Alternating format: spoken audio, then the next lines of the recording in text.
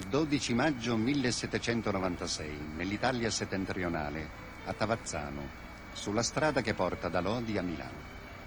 2 giorni prima a Lodi, gli austriaci hanno cercato di impedire ai francesi di attraversare il fiume sul ponte stretto che vi si trova, ma i francesi, comandati da Napoleone Bonaparte, un generale che non rispetta le regole della guerra, si sono lanciati su quel ponte spazzato dal fuoco, sostenuti da uno spaventoso cannoneggiamento, al quale il generale ha collaborato con le proprie mani.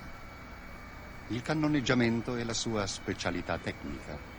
Egli ha fatto le prime prove in artiglieria sotto il passato regime e si è perfezionato nell'arte militare di scansare le fatiche, gabbare l'ufficiale pagatore sulle spese di trasferta, conferire dignità alla guerra col fracasso ed il fumo dei cannoni.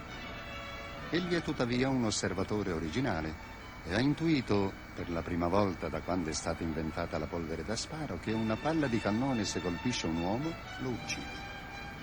Ha una prodigiosa capacità lavorativa ed è un uomo immaginoso senza illusioni, creativo senza religione, lealtà, patriottismo o qualsiasi altro comune ideale.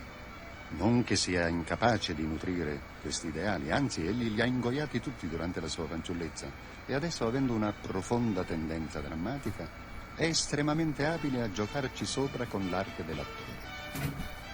Questa sera di maggio del 1796 appartiene agli anni oscuri della sua ascesa al potere. Solo recentemente egli è stato promosso generale, in parte perché si è servito di sua moglie per sedurre il direttorio, in parte per la scarsezza di ufficiali conseguente all'emigrazione dei nobili, in parte per la sua capacità di conoscere ogni paese come il palmo della sua mano e molto per la sua nuova fede nell'efficacia delle cannonate sparate al prossimo. Il suo esercito indisciplinato e pezzente sta conquistando l'Italia come le cavallette conquistarono Cipro.